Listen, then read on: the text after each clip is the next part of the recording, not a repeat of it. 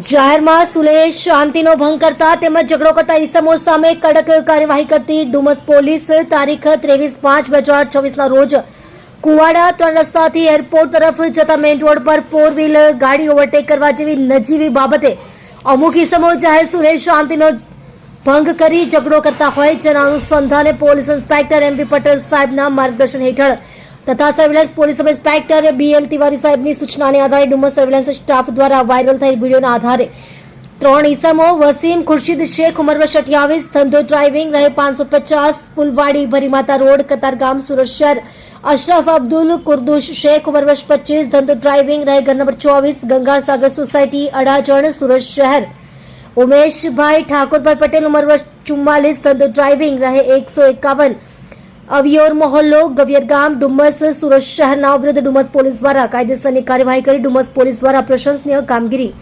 કરવામાં આવેલ છે. કાયદામાં રહેશો તો ફાયદામાં રહેશો. તમે જોઈ રહ્યા છો DNY ન્યૂઝ ચેનલ રમન કૌરની સાથે.